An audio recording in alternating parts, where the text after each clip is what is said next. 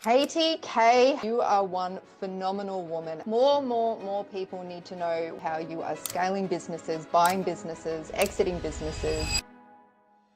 I was definitely around business in my childhood. I did get to see a lot of business and see different deals going on. I've been surrounded by that a lot of my life. When I turned 19 is actually when my family cut the credit card up, took the car keys, and fully kicked me out. And so 19 was when I started. I was bartending, I was in university. The risk I take then, I don't take now. Sometimes I'm so envious of that woman. Like, I'm so envious. I was literally awake till 3 a.m. I don't even think I washed my makeup off because I wanted to get the cash I needed to open the first location, which I did. I was taking everything I was earning and re-rolling it. Take the cash, re-roll. Take the cash, re-roll. Why? Because this market was starting to boom and boom fast. And I am just Katie. There was not nice people when I'm going to hedge funds for hundreds of millions of dollars. Like, we're on Zoom, it's a pandemic, but it's still a boys club. Everybody can do this. If you learn the skills, you can 100% do this. Katie K, hello and welcome to Transforming the Game. What an honor. How are you? So good to Oh, see you. it's so good to see you. Looking amazing. Those locks, I tell you, envy all the time. Thank you. Shout out to O6 Hair, sponsored by O6 Hair. So you have, from the moment I have seen you online and in person, you are one phenomenal woman. And I thought I must have you on my podcast because more people need to know what you're about, what you're doing, and whatever your secret sauce is to how you are scaling businesses, buying businesses, exiting businesses. The big buzzword around a lot of the entrepreneurs is this roll up and exits, but you've kind of been doing it since your teens. So if we take a few steps back and let's go for a walk and what it was like for Katie K, little Katie K back in the day.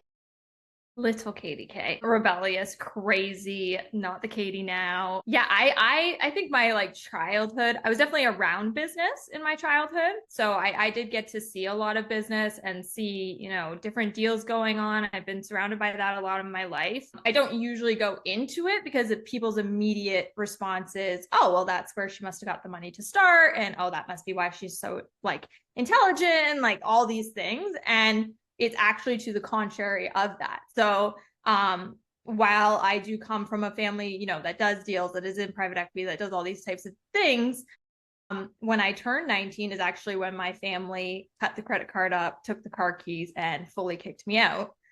And I was like, wait, what? Money doesn't grow on trees? Who's paying my credit card bill? So I was like, uh-oh. And, a part of that is when I was in it, I was like, these are the worst parents ever. Like, who just kicks their kid out? Like, this, I'm not used to this. I have to do my own laundry now. And so I started to get like very rambunctious about this. Now, had that not happened to me and, being on the other side of it, I would not be the woman I am now. Would not be the woman I am now. Did not give them credit for it till about 10 years ago. But I think that is life, and I think the way you go through things is how you become either the entrepreneur or the career person that you are. And so for me, I knew I wanted the lifestyle that I lived and I was grown up in. I knew that I think my family also knew I was different to siblings and cousins, and knew that the only way to motivate me is to piss me off, and that's where the rambunctious side kind of comes from. So I do look back at it now and I'm like, that was supposed to happen. And so that's 19 was when I started. I was bartending. I was in university. What I wanted to be was a child psychologist, and I wanted to open Montessori schools, which I still might do one day. I did end up finishing my degree, but I did it all online after my first year. So when I started my business, which was the vape and CBD business, and like what I always tell everybody, and you've definitely heard me do my speech where I explained starting a company from scratch and then buying companies, right? Both led to an exit, both led to success. But when I started, it was literally a farmer's booth market. Like, it was just this little stand with this little Bristol board and, my tablecloth in the middle of a farmer's market. So they're selling corn on one side and I'm selling my vapes over here. And that's how it started. Why vape? Why, like, where did vapes come, like, out of anything? Out of Why anything. vapes? So I was working actually at one of my family's businesses. They owned a flea market. at one of the many things. And they were renting out basically consignment. You can rent out like these front cabinets. Okay, so some people come in, they sell jewelry. Some people will be selling like antiques in their booth and whatever. And so that was when I had come home that summer. I was like, well, can I at least work there? Like I'll bartend still, but can I at least like work there? That was their one grace. Couldn't move back in, but I could work there. Perfect. Was it So deliberate, do you think, of your parents? Do you think it was deliberate for them to go, Katie's got what it's in her, but we need to like kick something out of her? Or do you think they were just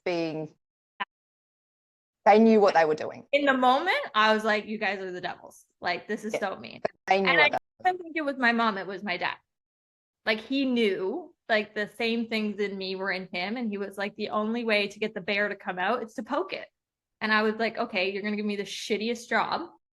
Like of all the jobs you could give me, I got a sister that's working in Fortune 500 for you, but I'll sit over here. That's fine in the flea market. Anyways, leading to that, there was a woman in there who was selling vapes. And she had a spot in our little cabinet that she rented for like $45 a month, something stupid. And we would take commission of her sales. She also had the booth like 30 minutes away at a different city where she was selling it on the weekends. And she came in and this lady's like making $3,000 a month out of this little booth selling vapes. And again, I'm like, it's in an antique market. Like, this is crazy. So it's way pre-vaping. Like this is like when the rumblings are just coming out. Like this isn't like vaping is a thing yet, right? And so she turned to me one day and she said, you know, I'd actually like to get rid of it. Like, is that something you would talk to your family about? Like, would they be interested in taking that off my hands? And I said, well, that's something I'm interested in talking to you about. And so a portion of my bartending money and a portion of my student loans actually paid to purchase that off of her. Right there, it's already in your DNA, isn't it? So you've gone and taken a little bit of risk, you've put a little bit of capital in, you've taken money out of your wages, you're like, I'll have to subsidize out of your loan, and let's go. I'll do this while I'm making my minimum wage and checking people out. Perfect. I'll buy that off you. And she's like, oh, I'll throw in the flea market, right? So you also still have to pay those people rent, the farmer's market. And then there's where we are. I'm like, no problem. I'd love to take that off your hands. So glad I was working today and my family was not working today. And so I did call my dad and I said, you know, would you care if I did this? Of course, I'm like the rebel child that's starting the smoking business. That is a bad image. I'm like, well, I've done worse. So like, you know, I could have started any type of business and I could just do this. And he's like, sure. Like at this point, he's like hands off with me. Sure. So I get into that and I started that business. The way I looked at it was I was already selling it for her. It was me making the $3,000 a month. So like I've already cracked the pitch, or already know where we're going with this, and like we're going into all these things. And so again, I had taken that over, and at this point I've like left. That was just like my summer job, so I had left and gone to like back to the city where the farmers market was. And so the only thing I'm running is the farmer's market, and I'm bartending. It's a big college town. So I'm bartending in that city. So I'm going back and forth, which is great because it's like I'm bartending and I'm like, hey, you should stop smoking and you should come over here. And like, so I'm like funneling people from the nightclub to come buy vapes at the farmer's market. It's a whole thing. And you look back at it, like, what was I doing? You found your target market. You were already in it. And you're like, I will build my empire because my target market's here smoking. I know back in the day I bartended and I came home reeking of the cigarettes back then as well, when you could smoke in the bars. So then, you know, my whole goal was to open my first store. Right. And and again, if you want to go back to the family part of it, I think it was, I just wanted my dad to take it seriously. So I was like, I need to have an actual physical location. And so then I was like, okay, well, what else could I do? And in this market of my family's, we also bought and sold gold there. So I know how to like weigh gold, test gold, like do all those things. We've always been into like lots of jewelries and like fine art, whatever. So I know how to look at things, appraise them, and pay for them. So I'm like, okay, well, farmers, they have a lot of gold. They just sit on gold. They're farmers. So I was like, second Bristol board, buying and selling gold. So now I have vapes on one side, I'm buying and selling gold on this side, and I'm still bartending till 3 a.m. So this was my whole machine that I had going. When people, they're not willing to do what it takes, I literally think back at that and I'm like, guys, I was literally awake till 3 a.m. I don't even think I washed my makeup off. I'm at the farmer's booth by 6. It was rinse and repeat. It was just a system because I wanted to get the cash I needed to open the first location. And which I did. I ended up getting that. And then eventually I put someone in the market. So I wasn't in the market anymore. I didn't actually quit the bartending job for a while because that was funneling people. So I was like, oh, this is marketing. Like I'm getting paid to market my product. I'm just going to keep this going. So I would still like take shifts and you know how it goes with serving. Like you work your way up. So I could have the Friday and the Saturday. And I was like, that's fine. I make good money on the weekend. I ended up opening my first location and then it was just rapid fire. So we built that up. We had multiple locations. I'm originally from the UK. So I am. Yes. Did not know that. Yes. I was born in the UK. At this point, my parents have fully moved back to the UK. I have no family here other than my sister. So we went back to the UK. We had expanded over there, had stores here. And what I was starting to learn was, one, I was taking everything I was earning and re-rolling it. So it was just like, take the cash, re-roll, take the cash, re-roll. Why? Because this market was starting to boom and boom fast. And I am just Katie. I'm like 20-year-old Katie who cannot compete with the private equities that are getting in the space, the hedge funds that are getting in the space, the wealthy dude that got sold on this at a bar from some guy who opens up 12 locations in a day. So as much as I'm rolling my cash and I'm becoming very successful at it, I can't go fast enough. And that's where I was like, you'll hear me say this a lot. I looked at my store and I was like, ecosystem. You got to remember at the time, like I'm in Canada. That's where I was living. And in Canada, we were legalizing cannabis as well. So this is a kind of important part to the story. Prior to legalizing cannabis, we could sell CBD. So I was like, okay, immediately add CBD into my company as a product to be selling.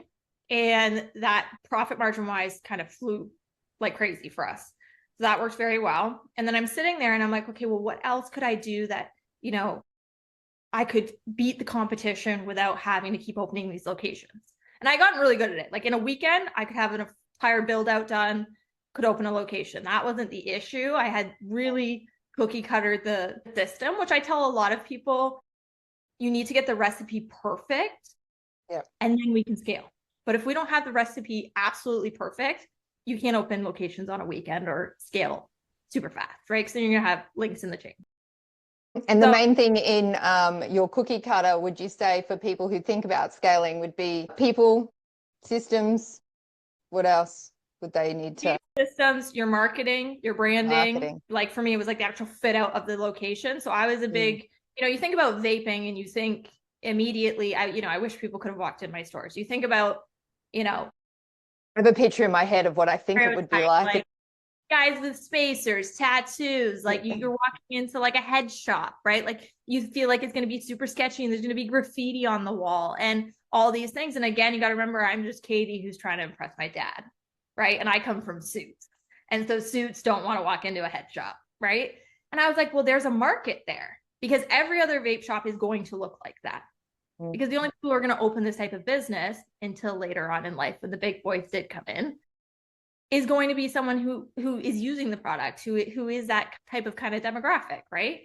And so I said, no, I want a guy in a suit to be able to walk into my location. So it was very like clean, IKEA cabinets. We had iPads. We kind of did all the things that the cannabis stores do now. Like you walk in, it feels like kind of like a medical lab. Like it's not, we're walking in and there's graffiti, right? Yes. So that whole kind of brand was something I was very, very strong about. And then, yeah, that your systems and how, you know, you're selling a product that it needs to be explained.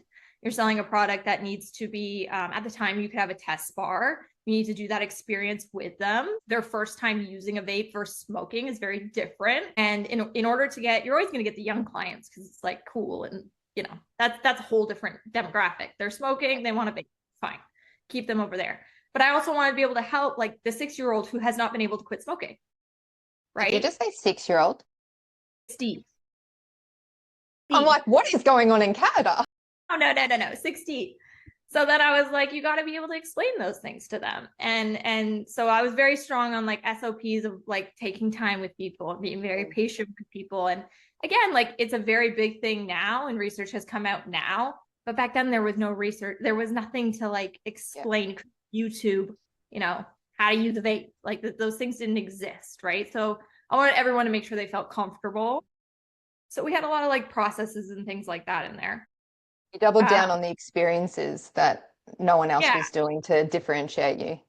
yeah. Because I really did dominate the market at the time. And you'll hear me say, I don't know how many times, just as just I know I'm good at business and I don't want to discredit my success because I get screamed at for that because I'm always discrediting it. But I also know I got very lucky. The I reason know. it wasn't the success it was the timing in which I got into the industry. Commonly said though amongst a lot of even billionaires and everything where they've really done well, they say it's because you're smart and you were already sussing out the ecosystem, you were already cookie cutting, you were already focusing on the systems and the branding. Maybe the branding subconsciously for you comes in from the psychology training you've Yeah, had, where you really understand the psychology of people and what makes them move. So you've yeah, done all of that, but then when you hear people talk who have made it big, like, I mean, in 3-4 years, you will go through that where you're selling out for millions, but it is luck as well. Like a lot of people do say that, and you're smart that you got into an industry where you took a risk because yeah. it wasn't. And so it's luck, but it's risk taking, I think, always, because when people say it's luck, it's because it's not obvious that it's going to boom or it's going to give you the success you had. But you've taken that risk, you've persevered, and then people go, oh, you were lucky. Actually, I worked my ass off for 5 years in something that was a bit unknown. And your head doesn't come up for those 5 years. So yeah, you can't take away the work ethic and you can't take away like the skill, I guess. And you know, there was things that weren't perfect. My third one completely failed and almost took the whole thing down for me because I'm an idiot and didn't turn right and drive the block. And that's a whole long story, but like within again 48 hours, I had that entire location shipped, found a new location, and sublet that lease out. And another thing I actually do say with this, the success of it is the risk I take then, I don't take now. And sometimes I'm so envious of that woman. Like I'm so envious because I sit there and I think she didn't give a shit. And the reason she didn't give a shit was she was 19 years old. I'm signing 5-year commercial leases, $150,000 a lease times multiple locations, right? And I'm like, I'm on the hook for everything. But I'm thinking, what's the worst case? I just bankrupt myself. 5 years are going to go by. I have to restart. I'm still like, what, 25? Yep. So, like, in my brain, I'm not even processing risk. And I think there's a part of that. I did say this to my father before he passed away. There's a part of that that came from him because I was so angry. And like when I'm angry, it's like just the bull is just going to go. So there are pieces to it where like it's sacrifice, but at the same time there's luck and timing that came into it. Where strategy comes in with this business again was, okay, I can't beat my competition. I don't have like lines of credit on demand at this point, right? And I thought, okay, I'm going to actually make the vaping liquid for two reasons. In this industry, there wasn't a law yet. So we didn't actually have juice that was being properly tested. You see all those bad things about vaping, about dicyadiol, the chemical, people getting popcorn lung. That was all happening because people were cheaping out on the product so that they can make more of a profit. Now, obviously, government of Canada has laws in place. Everything I ended up doing and think like the reason I kind of sold was for this reason. There's two components. There's vegetable glycerine and propane glycol. They go together to create vapor. Nicotine obviously is bad for you. I do not condone nicotine. I'm obviously aware that nicotine is addictive. But what people would do is take non-medical grade VG and non-medical grade PG and they'd put them together and that would cause a chemical reaction. And that was cheaper. So I said, number one, quality.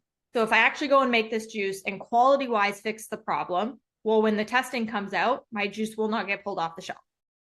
So I was like, okay, that's problem number one. And then number two, I was like, I can sit in my office and call 100 people a day, call every gas station, call any type of store. I mean, there was little boutiques and little fishing towns that sold clothing that were selling vapes and profiting $10,000 a month. Like, because again, it was just the time, it hadn't expanded yet, right? So I would just dial for dollars all day long. And so then that massive wholesale company, which is now selling the product. And that was the pivot. That was number one, the reason I sold. That was 2, the smartest thing I could have done.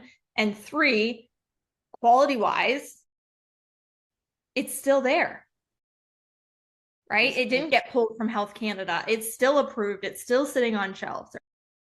You look back at it and it's like, again, yeah, is that a risk? And I invested my own cash into that and didn't know how that was going to play out, right? That was the thing that took me from here to there. So if we hone in on that for people right there, is that the smartest thing you did going from markets to millions really was you could see that where you couldn't beat the competition, i.e. you had the private equity. So you were smart enough to go, I can't go toe for toe with their pockets like right now. And you're like, so how do I pivot?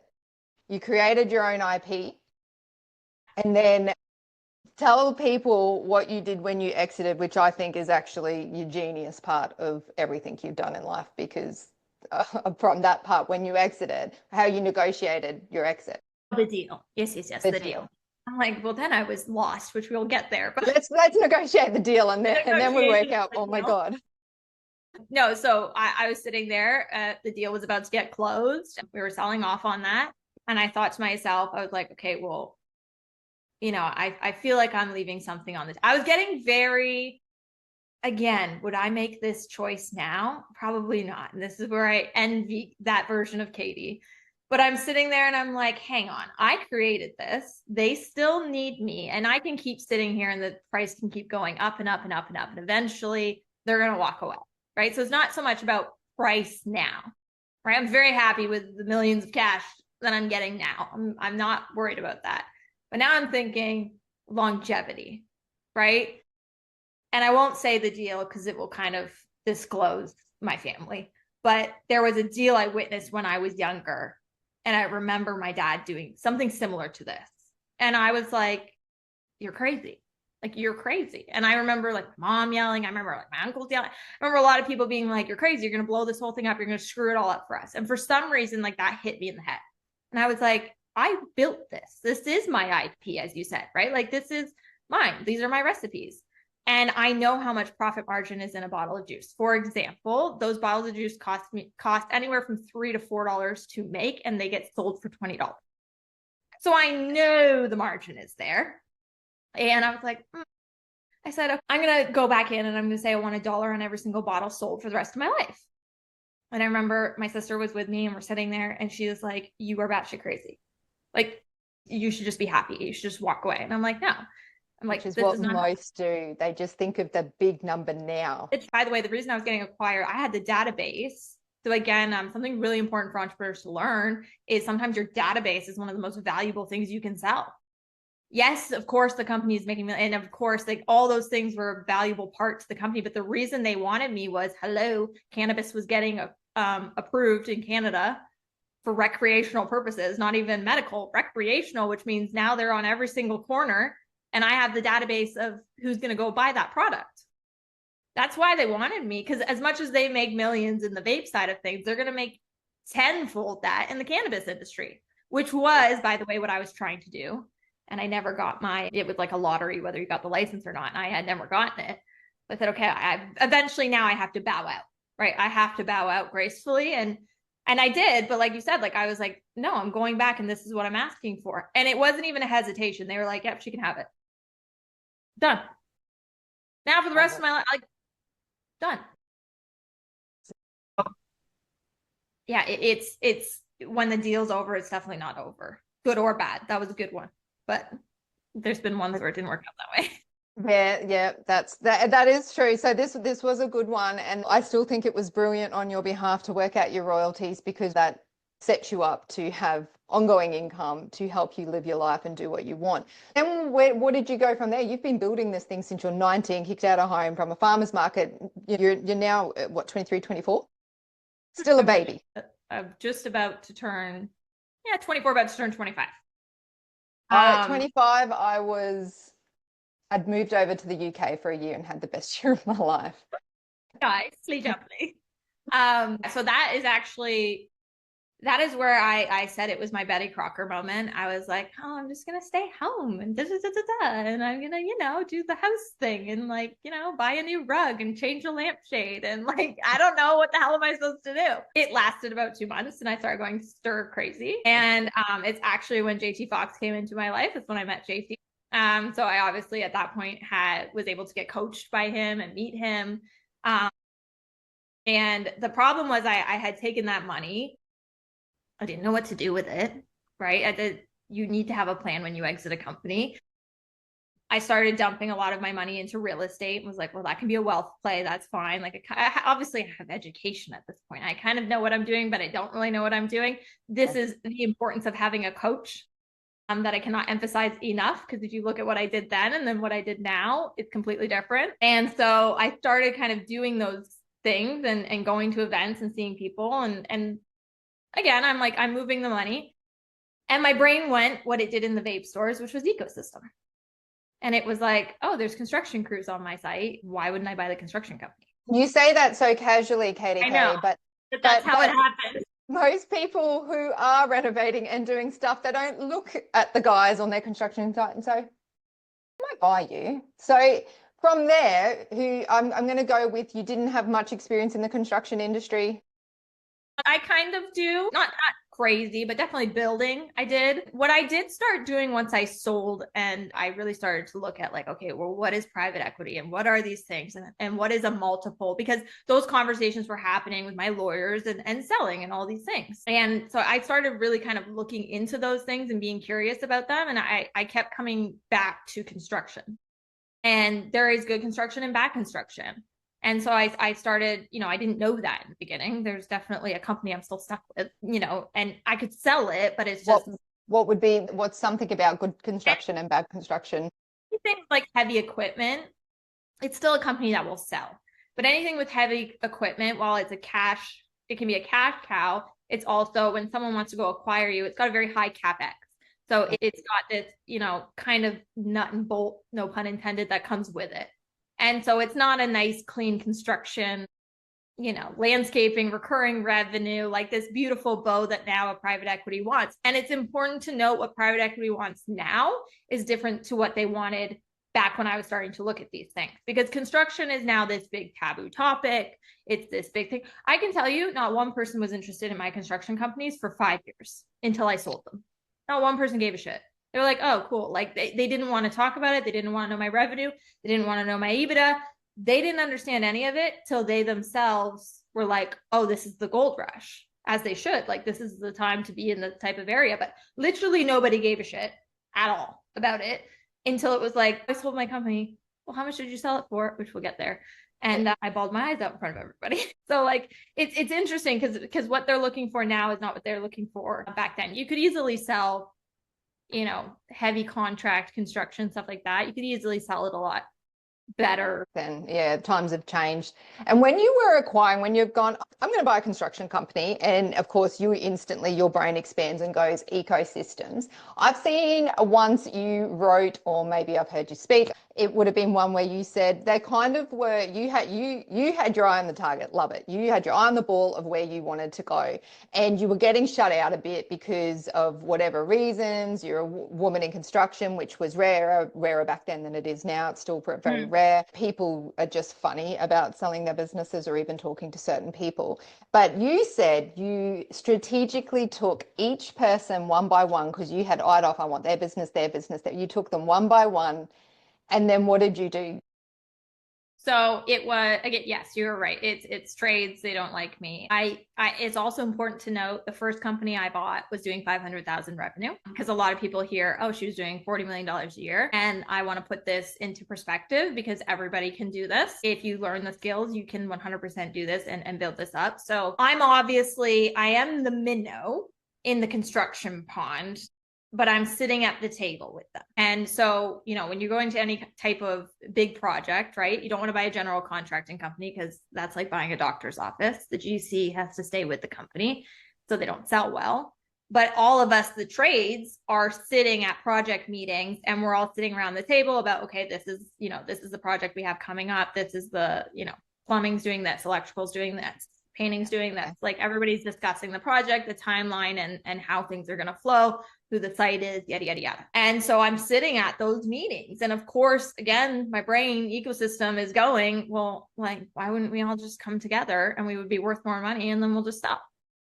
Like, I'm like, that just makes sense to me. And they didn't want to give me the time of day. They just didn't want to talk to me. They're a boys club. They go to the same bar every single week. It's like, you're not getting in that door. They're way older. They're like all 60 plus years old. So of course it's even worse. Like, you know, it's not all of them. Like sometimes the son is sitting at the meeting or whatever. Like they don't. So I'm like, okay. But individually, I'd see them in the hallway and they joke with me and they talk to me and how are you doing? It's so great to see you. And I was like, okay, so it's not an individual problem. It's a group male problem.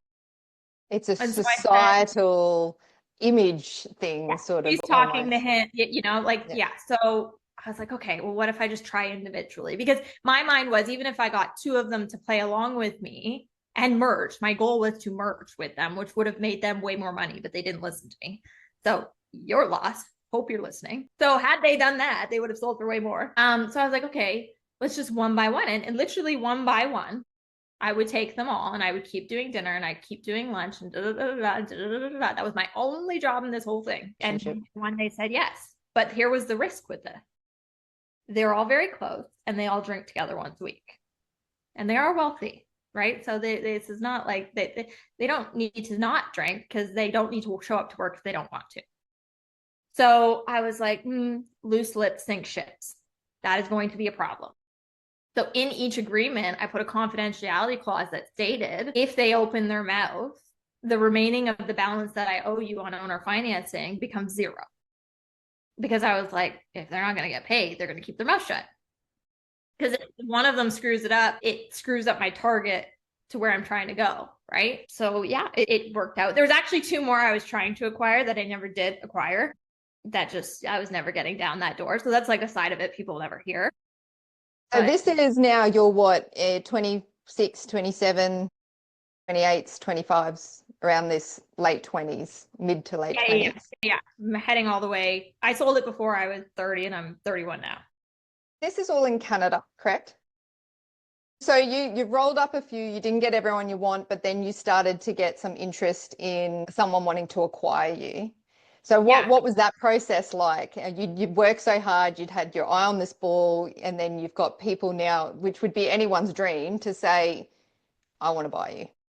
Yeah. And I think the important thing too is like, I am running this pretty much virtually. Like I'm still every month on a plane, I'm traveling, I'm going to the events, I'm with JT, I'm doing a lot of things, which means that I've built a perfectly seamless company to the point I actually have people now I thought of this last night, creating me testimonies to say, you know, since they've purchased my company, what the experience has been, because they're struggling to take a perfectly seamed ship and plug it in with theirs.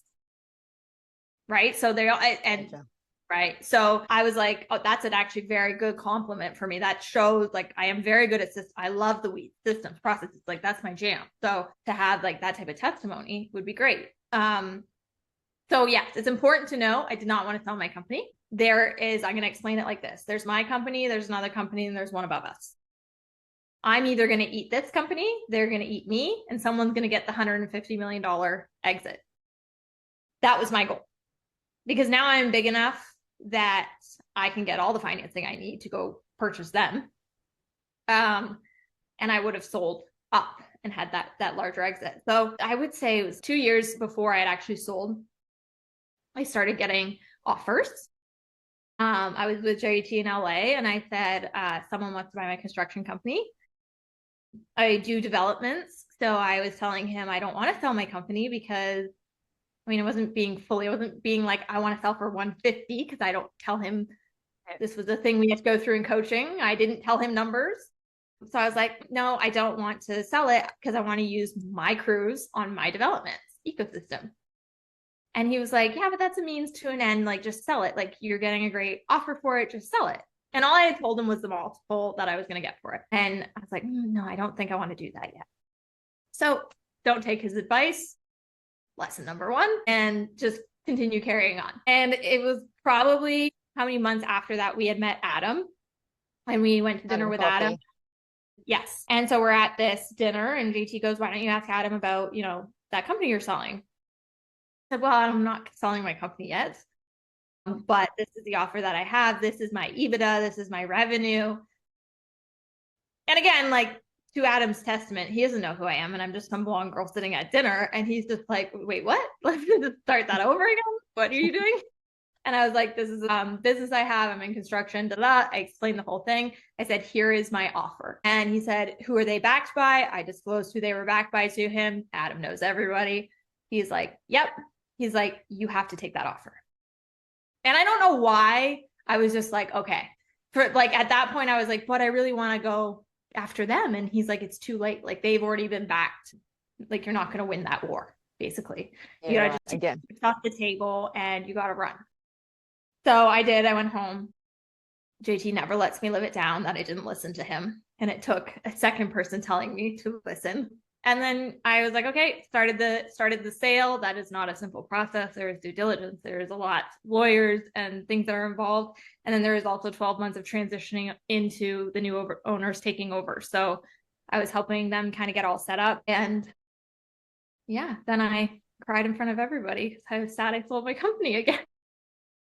And what did, I'm sure you're fine because you disclose it everywhere. What did you, for everyone listening, what did you sell it for before she's 30? 70. For $74 million. Now, my friend, do you have the young rich list in Canada? Because we do in Australia. And I was looking it up. And if you wanted to be a big fish in a little pond and come to Australia and did something like that, you would Yeah. rank just from that sale alone, let alone whatever else you do with your vapes and your royalties there. But on the Yeah. 74 would put you 67 on that list. You'd be hitting the list already. And you're only, that would have been at what, 29 or something? So it's pretty phenomenal. And not only that, on the Australian rich list, women on it. So the top one is Melanie Perkins with her husband partner for Canva, Yeah. right? 14 Yeah. billion. But you have to go down to 31st before you even get the first single woman, which is an actor. And then you go, I was looking through all the list for just individual women making it on our rich list. Now, no discredit to all the women and even the men on there, to be honest, but there's a lot of partners, husband and wife, boyfriend and girlfriend, right? So I kept going until I got to the single person, which was, as I said, 31st was Margot. Most of the women were in fashion and fitness. And then we have two sports persons, an actor, but they were all fashion and fitness. You would skyrocket and you're on 30. You're only 29 at the time, you're 31 now. You still have 9 years of dominating. We're going to set your little goals. No, actually, I really wanted to be like Forbes 30 under 30, and I probably could have applied for it. A very wise woman told me everybody buys their way on the list. So I was like, well, and it's Fugazi. They might apply. Maybe they, I don't know if they do apply here in Australia, to be honest. I'm sure they have to do something about it, and there's some that want to stay off it. This is the financial review one. So they actually have to have all their accountants and everything. And whatever they do in the background, I don't know, but they are legit people for us anyway. But they're Melanie Perkins Canva, Margot Robert, Kayla, Lucy does dish, Natasha, it's a Monday swimwear, Jen Hawkins, she does property. She's in property with her partner though. Steph, she's fitness as well. So, and then there's the tennis players. So they're just all very clever people. And I guess where I'm going from there is it's amazing where if you dedicate and you're smart enough where you can actually bring wealth. And like you made a comment, you sort of threw it away, but I'm just this like blonde girl sitting at the table. And so you must obviously get that first impressions of what does she do? Or you might look at you, you're tall, you've got beautiful, like I said, you're beautiful long locks, and people would think you're probably a model, and because you dress immaculately, which I really appreciate. When you get that bias, because I've been in a lot of male dominated roles, and it's almost where if you push back, you're seen as a bitch. If you cry because you're selling your company for 74 million, it's like, oh, she's emotional. You date too many men because you can and you're single, then you're a player. But a guy does that, and he's a stud. So do you get that bias much, or you don't even notice it anymore? I do. Will always get it for the rest of my life. In some ways it's your advantage. They don't see you coming, especially when it comes to business. I did a lot in PPE during the pandemic. My company actually won an award at Congress for that. And I was able to be a part of that. And that was something that was incredible. Again, there was not nice people when I'm going to hedge funds for hundreds of millions of dollars. And, it's still, again, like we're on Zoom, it's a pandemic, but it's still a boys club, right? So branding was actually the thing that helped me the most. And I give JT all that credit. JT definitely changed my life when it comes to branding, especially because I'm not the girl that wants to be on social media. I'm not the girl that wants to be on stage. I'm not the girl that wants to do a speech. I am not that girl. And he has made me continuously do it over and over and over again. Whether I kicked, screamed, cried, wanted to punch him in the face. Like he has just continuously made me do that. And it's worked. Like I look back at PPE. I was sending him a clip the other day of, it's way back. We did a interview and I'm talking about the success I had in PPE. And I said, literally the reason I feel like I got those deals across the line was my WhatsApp photo was a picture with me and Dr. Phil.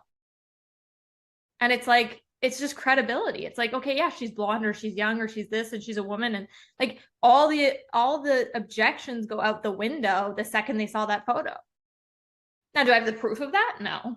But I know that like I take my branding to a whole different level. I'm constantly, who am I emailing and what should I change the photo to at the bottom of the email signature? And who am I talking to? And if I'm in a meeting, like I'm going to name drop, but what am I name dropping? And just the way in which you position it and you talk about it, that starts to handle the objections a lot more. And what especially this last year, because I've been on the road with him all year, that I've noticed is, okay, well, obviously when JT talks about me and I walk into a room, I'm validated, right? Like he knows me, he knows my success, he knows what I've done. Like, so it's easy for us to just say, okay, and that's Katie. But if all of you guys met me in the lobby, I'm just a housewife.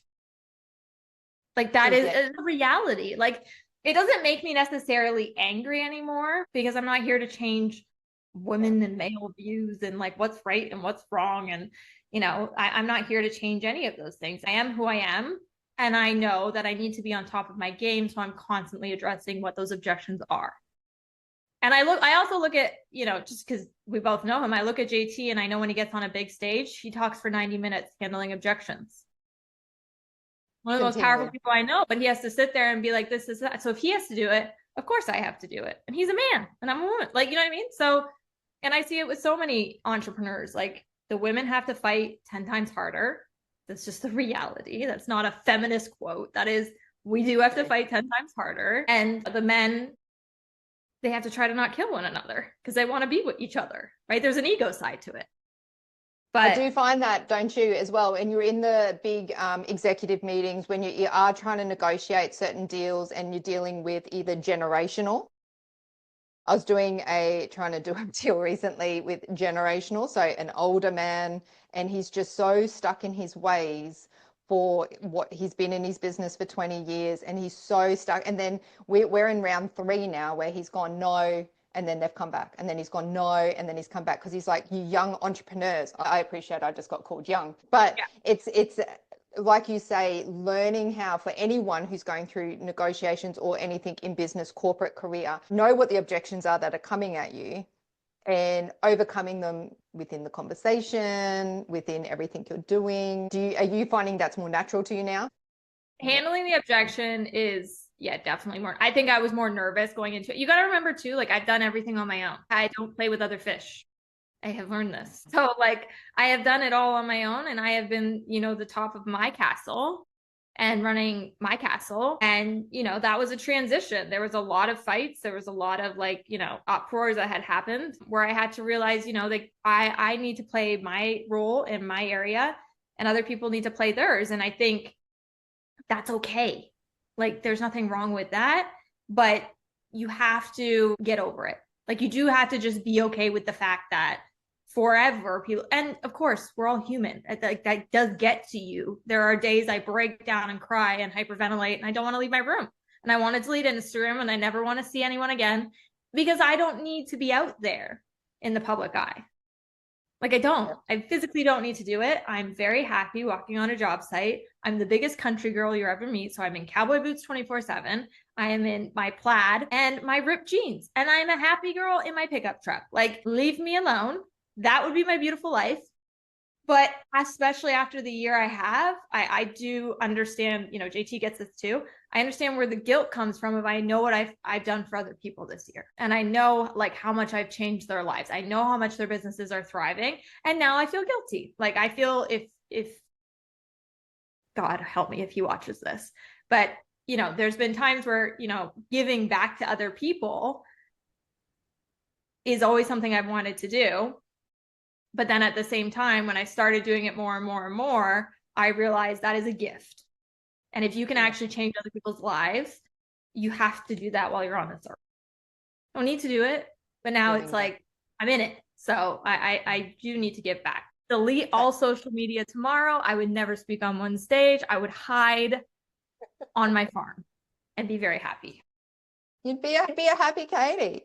So, and you've also proven now that no one messes with you as well. Can I say, I did just see on your post, you're doing a beautiful photo shoot, looking glam, and I loved that outfit. Find out where it is later. But B, you're also suing a rat. Can we, who, what, and whose ass do we all need to kick for you as well? Well, we can't discuss any of that, but I will say to that is, I think one of my weaknesses can be I'm hard when I'm in my businesses, but I'm also very nice. If someone comes to me and is like, this is now an issue, and we call her Bianca, we need to bring Bianca out of the cage. That's like, I will go to war. And it doesn't matter if it's me or it's, my family can be the people that work for me, that can be under my umbrella. It can be anybody, but you start messing with my people, that's not okay. And so do I think it's going to turn into this big thing? No. It's more of someone needs to be told, sit down and shut up. Right. And I think my boldness can get me in trouble. My boldness is also the thing that protects me. And I don't like being that person, and I don't like having to, but that is what every successful person has to do. You have to protect the kingdom. I agree with that. And I do believe strongly in that if people are doing the wrong thing and they're doing it by you, they've probably done it by others, and it's just taking whoever's that strongest person. And as it's no, I can't tell you, there wouldn't be anyone, I don't care who you are, there's no one on this earth that would like going through that likes that fight. But it does have to be done. And so credit to you for actually standing up for what's right in whatever's going on there. We had an employee in my family's thing, and they had to get charged, and it was really, really, really stressful time, especially for my mother actually, and where she just wanted to go away, and I had to really rally behind her and go, no mum, this person is evil, and I guarantee you this isn't the first time they've done this, and they have to pay, and no one stood up to them ever. And I said, I'm going to stand there, we're going to be right there with you, but we're not letting this person get away with it. And it's tough, but sometimes to do what's right. You're not successful if you don't get sued or you have to sue someone. It's a daily occurrence. It's just this one really was someone being shitty that needs to be Someone's told. just shitty. People, do you know what? People are shitty, kids are shitty. Because I know, here's another thing. Sometimes when you have something in the bag, like you're right, you're going to win the negotiation. Like when like it goes to prove that they're just trying to mess with you. And this will happen a lot for people in business or in life. When someone knows that you actually have the upper hand on them and they're still trying, like that's when you go full force.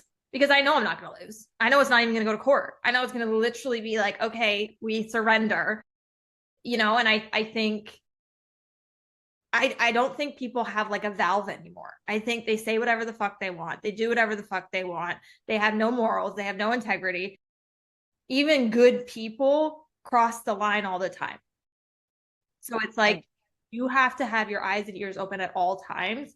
And again, like when you're coming after my people, like that's where I get angry, because now it's me, but it's like it's not even really about me now. Like the issue, I wasn't here for the issue. I didn't know what happened. It just all got explained to me. And so that's where it's like, people, they need to be shut up.